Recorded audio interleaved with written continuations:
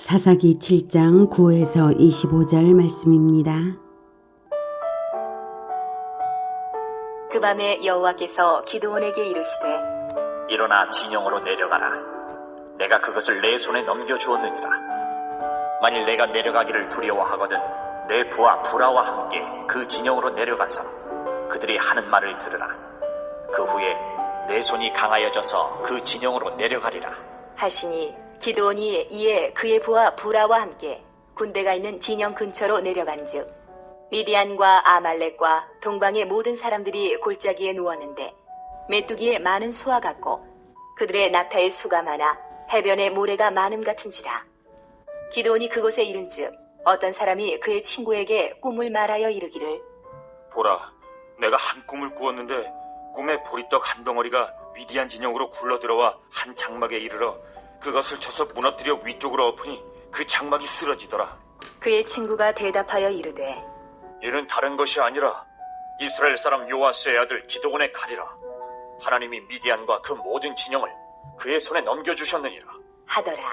기드온이 그 꿈과 해몽하는 말을 듣고 경배하며 이스라엘 진영으로 돌아와 이르되 일어나라, 여호와께서 미디안과 그 모든 진영을 너희 손에 넘겨주셨느니라 하고 300명을 세 대로 나누어 각 손에 나팔과 빈 항아리를 들리고 항아리 안에는 횃불을 감추게 하고 그들에게 이르되 너희는 나만 보고 내가 하는 대로 하되 내가 그 진영 근처에 이르러서 내가 하는 대로 너희도 그리하여 나와 나를 따르는 자가 다 나팔을 불거든 너희도 모든 진영 주위에서 나팔을 불며 이르기를 여호와를 위하라 기드온을 위하라 하라 하니라. 기드온과 그와 함께한 100명이 이경초의 진영 근처에 이른즉 바로 파수꾼들을 교대한 때라. 그들이 나팔을 불며 손에 가졌던 항아리를 부수니라. 세대가 나팔을 불며 항아리를 부수고 왼손에 횃불을 들고 오른손에 나팔을 들어 불며 외쳐 이르되 여호와와 기드온의 칼이다 하고 각기 제자리에 서서 그 진영을 에워싸매 그 온 진영의 군사들이 뛰고 부르짖으며 도망하였는데 300명이 나팔을 불 때에 여호와께서 그 온 진영에서 친구끼리 칼로 치게 하심으로 적군이 도망하여 스레라의 베시다에 이르고 또 닷밭에 가까운 아멜무홀라의 경계에 이르렀으며 이스라엘 사람들은 납달리와 아셀과 온 므낫세에서부터 부름을 받고 미디안을 추격하였더라. 기드온이 사자들을 보내서 에브라임 온 산지로 두루 다니게 하여 이르기를 내려와서 미디안을 치고 그들을 앞질러 벳바라와 요단강에 이르는 수로를 점령하라 하매 이에 에브라임 사람들이 다 모여 벳바라와 요단강에 이르는 수로를 점령하고 또 미디안의 두 방백 오렙과 스옙을 사로잡아 오렙은 오렙 바위에서 죽이고 스옙은 스옙 포도주 틀에서 죽이고 미디안을 추격하였고 오렙과 스옙의 머리를 요단강 건너편에서 기드온에게 가져왔더라. 사랑하는 형제 여러분, 11월 30일 화요일 새벽 목상에 오신 것을 환영합니다. 기드온은 여호와의 사자가 나타나서 큰 용사여 여호와께서 너와 함께 계시도다 이렇게 불렀지만 자신이 큰 용사임을 믿지 못했습니다. 여호와께서 함께 계심을 믿지 못했기 때문일 것입니다. 그런 일이 그전에는 없었으니까요. 그래서 기드온은 바위에서 나온 불이 예물을 사르는 것을 본 후에도 양털 시험을 2번이나 하여서 하나님이 자신을 부르신 것을 확인하였습니다. 그럼에도 불구하고 기드온이 두려워하였던가 봅니다. 하나님이 그 마음을 다 아시죠. 두려울 수밖에 없었던 것이 적군은 13만 5천 명이나 되었고요. 이스라엘군은 불과 300명밖에 되지 않았기 때문입니다. 여호와의 음성을 듣고 순종을 해서 다 돌려보냈잖아요. 그래서 3만 명에서 돌려보내어서 이제는 300명입니다. 그래서 믿음으로 전투를 시작하기에는 하나님의 응원이 더욱 필요했습니다. 누군들 13만 5천 명을 상대로 300명을 가진 지도자일 경우에 누군들 두려워하지 않겠습니까? 그래서 하나님께서 이제 응원을 하시는데요. 9절 그 밤에 여호와께서 기드온에게 이르시되 일어나 진영으로 내려가라. 내가 그것을 내 손에 넘겨 주었느니라. 하나님께서 넘겨주시면 병력이 얼마나 되는지에 상관없이 승리가 결정된 것입니다. 그리고 하나님께서 이기게 하실 것이므로 하나님의 방법으로 해야 합니다. 밤에 내려가라고 하시므로 야간의 어둠을 이용한 기습적인 전략으로 이기게 하실 것입니다.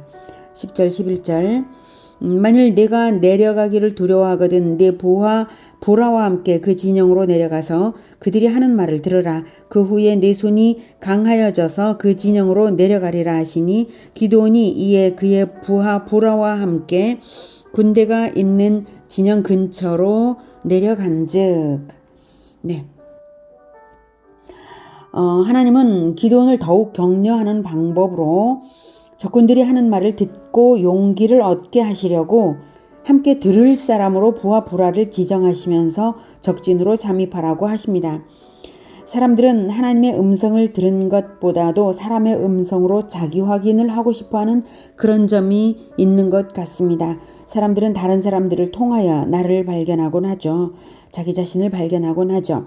기드온도 그런 줄을 하나님이 잘 아시기 때문에 하나님은 사람의 입을 통해서 응원하시고자 그것도 적군의 입술로 말하는 것을 듣게 하시려고 보내십니다. 12절 미디안과 아말렉과 동방의 모든 사람들이 골짜기에 누웠는데 메뚜기의 많은 수와 같고 그들의 낙타의 수가 많아 해변의 모래가 많음 같은지라. 사사기 8장 10절에 보면 적군의 수는 13만 5천 명이었습니다. 그러니 해변의 모래라고 해도 과언이 아닐 정도죠. 진을 친 것만 봐도 간이 녹아내릴 광경이었을 것입니다. 기드온이 그냥 두려워한 게 아니에요.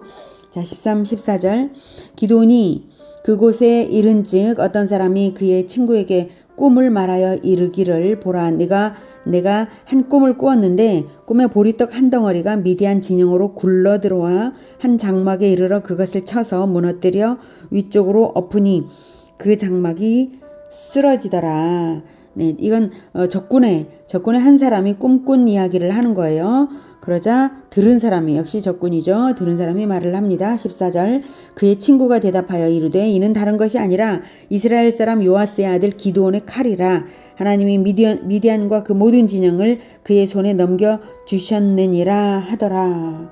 네, 적군들끼리 서로 꿈과 해몽을 말한 것인데요. 참으로 놀라운 말입니다. 보리떡 한 덩어리로 상징된 기드온이 미디안 연합군을 물리친다는 것입니다. 하나님이 넘겨주셨다고까지 말을 하죠. 하나님이 미디안과 그 모든 진영을 그의 손에 넘겨주셨느니라. 이 놀라운 말에 귀를 의심할 수도 있으니까 미리 부하 부라를 함께 데려가게 하신 것이죠. 하지만 가만히 생각해 보면 하나님이 적군의 꿈에 보여주시는 것이나 적군의 입술을 통해서 해몽을 하게 하시는 것이 어렵겠습니까? 놀랄 필요가 없는 일이고 하나님께서 그들의 꿈과 해몽을 지금 사용하고 계신 것입니다. 아무튼 하나님께서는 적군들의 입술로 결코 그런 기드온을 응원하기 위하여 그런 말을 하려고 들 이유가 없는 적군들의 입술을 통해서 지금 기드온을 격려하고 응원하고 계신 것입니다. 연약한 기드온을 일으켜 세우시는 참으로 친절하신 하나님이십니다. 하나님께서 사용하신 성경의 인물들을 보면 처음부터 대단한 사람은 없습니다. 전부 연약한 인간들이지만 하나님께서 사용하심으로 강해진 사람들이죠. 하나님께서는 강한 자를 사용하실 필요가 없으신 분입니다. 전능자시니까요. 겸손히 순종하는 사람만 필요하지 강한 자가 필요한 게 아니시죠.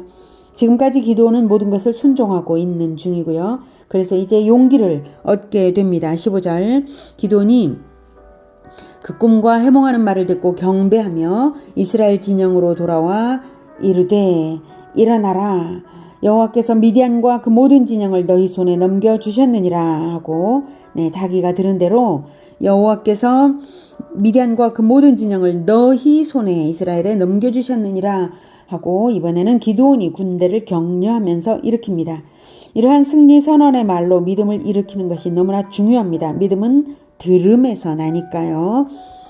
16절 300명을 세대로 나누어 각 손에 나팔과 빈 항아리를 들리고 항아리 안에는 횃불을 감추게 하고. 네, 전술이 이상하죠.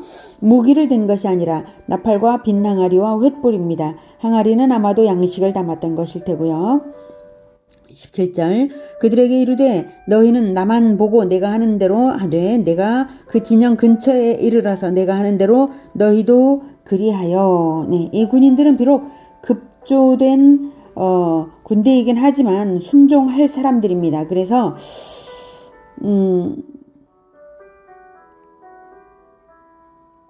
순종할 사람들이기 때문에 이제 이상한 전술이라도 반드시 그대로 순종합니다. 비록 이상한 전략으로 보일지라도 13만 5천 명을 향해 나아가 순종할 자들입니다. 18절 나와 나를 따르는 자가 나팔을 불거든 너희도 모든 진영 주위에서 나팔을 불며 이르기를 여호와를 위하라 기드온을 위하라 하라 하니라. 여호와를 위하라 기드온을 위하라는 여호와 만세 기드온 만세 이런 환호이고요. 여호와와 함께 하시는 기드온이므로 여호와의 함께 하심을 믿게 하기 위해 이런 구호를 주는 것입니다.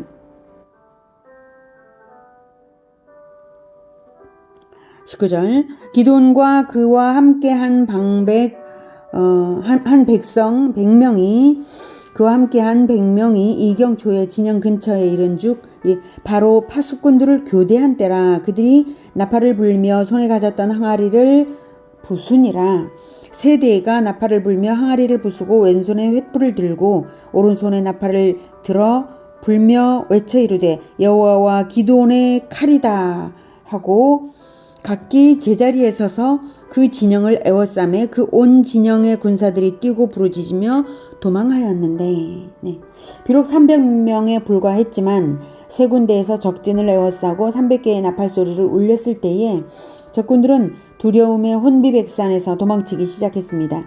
하지만 적진을 에워싼 300개의 횃불 때문에 적군들은 이리 뛰다가 반대로 돌아서서 뛰었고 모두가 그리할 적에 반대편의 사람들과 맞닥뜨렸을 때에 서로 적군으로 여겨 싸우게 된 것입니다. 급조된 군인이기는 마찬가지였습니다. 적군들도. 그래서 연합군이었기 때문에 미디안과 아말렉과 이렇게 연합 여러 곳에서 모여진 이 동방 사람들의 연합군이었으므로 서로 협력적인 작전 지시에 따라서 일사불란하게 움직이는 그러한 그들이 아닌 것이죠. 근데 반면에 기드온의 이스라엘군은 300명이지만 일사불란하게 움직여지고 있었던 것이고요. 자, 아무튼 기드온의 이스라엘군은 아직 무기를 사용하지 않았어요. 자, 그런데 이제 적군들은 서로 자기들끼리 싸우면서 자기들의 무기로 서로 죽이기 시작을 한 것입니다. 자, 22절 300명이 나팔을 불 때에 여호와께서 그 온 진영에서 친구끼리 칼로 치게 하심으로 적군이 도망하여 마침 그때가 이제 교대를 제1교대와 제2교대를 하는 그러한 시점이었기에 그들은 칼을 들고 서로가 싸우기 쉬웠던 것일지도 모르겠습니다. 아무튼 이렇게 하신 것은 바로 하나님께서 그렇게 하셨기 때문에 그렇게 되었습니다. 그래서 여호와께서 그 온 진영에서 친구끼리 칼로 치게 하심으로 적군이 자기들끼리 서로 죽이고는요 또 도망하여 스레라의 벳시다에 이르고 또 답밭에 가까운 아벨 무올라의 경계에 이르렀으므로. 네, 여기는 이제 요단강 부근입니다. 이 지명들은 적군들은 요단강을 넘어가려고 그쪽으로 도망친 것입니다. 자, 이스라엘군은 칼을 사용하지 않았습니다. 적진으로 들어가지 않았습니다. 다만 일사불란하게 시키는 대로 그들을 포위해서 나팔을 불며 횃불을 든 것뿐이죠. 자, 이 전략은 우리에게도 주시는 승리의 방법을 상징한다고 저는 생각합니다. 하나님의 방법으로 하면 이깁니다. 세상과 싸워 이기려고 하지 말고, 세상을 대적하여 싸워 이기려고 하지 말고, 진리의 횃불을 들고 복음 나팔을 불고 지도자를 중심으로 일치 합심하여서 실행하며 외칠 때 승리가 있습니다. 23, 24절 이스라엘 사람들은 납달리와 아셀과 온 므낫세에서부터 부름을 받고 미디안을 추격하였더라. 기드온이 사자들을 보내서 에브라임 온 산지로 두루다니게 하여 이르기를 내려와서 미디안을 치고 그들을 앞질러 벳바라와 요단강에 이르는 수로를 점령하라 하매 이에 에브라임 사람들이 다 모여 벳바라와 요단강에 이르는 수로를 점령하고 가장 가까이에 있는 지파로서 요단강 근처에 에브라임이 있었기 때문에 에브라임을 시급히 소집해서 요단강의 퇴로를 선점해서 적군을 치게 한 것이죠. 기드온이 전쟁에 있어서 전략은 아주 지혜롭습니다. 25절 또 미디안의 두 방백 오렙과 셉을 사로잡아 오렙은 오렙바위에서 죽이고 셉은 셉 포도주 틀에서 죽이고 미디안을 추격하였고 오렙과 셉의 머리를 요단강 건너편에서 기드온에게 가져왔더라. 적장 오렙과 셉을 죽인 사건이 사람들 입에 훗날까지 회자되었기에 사사기를 기록할 당시에 두 지명을 사용해서 말한 것이고요. 그만큼 적장의 머리를 친 이 사건은 확실한 승리를 예표합니다. 오늘은 하나님께서 약한 자를 들어 쓰시려고 응원하시는 것을 보았습니다. 그리고 지도자의 응원과 군대가 지도자를 응원하는 것도 보았습니다. 그렇습니다. 우리 주님은 우리를 응원하시는 분이십니다. 우리가 복음화 제자화를 하고 있다면 복음화 제자화를 하시겠습니까? 복음화 제자화를 하시기를 권해드립니다. 복음화 제자화를 하기 원하신다면 저를 따라서 제가 예수님께서 주신 방법으로 복음화를 하고 있습니다. 그래서 매주 2번씩 합격 전도에서 수십 명씩 예수님을 영접하고 있습니다. 저를 따라와 주신다면 함께 복음화에 하나님께서 주시는 승리를 맛볼 수 있을 것입니다. 하나님께서 마태복음 28장 18, 19, 20절에 예수님의 말씀대로 우리 주님은 우리를 하늘과 땅의 모든 권세로서 응원하고 계십니다. 우리가 복음화 제자화를 하는 한 하늘과 땅의 모든 권세로서 하나님 주님께서 함께 하시는 것입니다. 마태복음 28장 18, 19, 20절 예수께서 나와 말씀하여 이르시되 하늘과 땅의 모든 권세를 내게 주셨으니 그러므로 너희는 가서 모든 민족을 제자로 삼아 아버지와 아들과 성령의 이름으로 세례를 베풀고 내가 너희에게 분부한 모든 것을 가르쳐 지키게 하라. 볼지어다 내가 세상 끝날까지 너희와 항상 함께 있으리라 하시니라.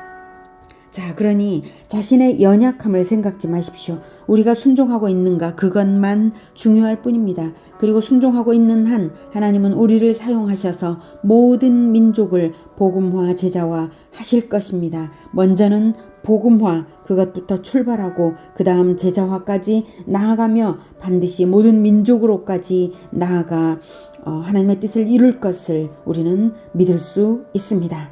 할렐루야. 기도하겠습니다. 하나님, 우리가 비록 연약하지만 하나님께서 함께 하심으로 우리 주 예수님께서 함께 하심으로 하늘과 땅의 모든 권세를 입은 줄을 믿습니다. 그래서 복음을 들고 복음 나팔을 불며 나아갈 때에 진리의 빛을 비추며 제자화를 할 때에 하나님께서 함께 하시는 줄 그리고 또한 승리를 확실하게 주시는 줄 믿습니다. 주님께서 늘 우리와 함께 하시는 그 증거를 늘 복음화 제자화의 현장에서 늘 보여주시며 늘 함께하여 주시옵소서. 그리고 주님께 이 모든 일로 인하여 복음화 제자화의 승리로 인하여 주님께 영광 돌릴 수 있도록 주 하나님께 영광 돌릴 수 있도록 주님 우리와 함께하여 주시며 인도하여 주시옵소서. 예수님의 이름으로 기도드립니다. 아멘. 이어지는 시간은 개인 기도 시간입니다.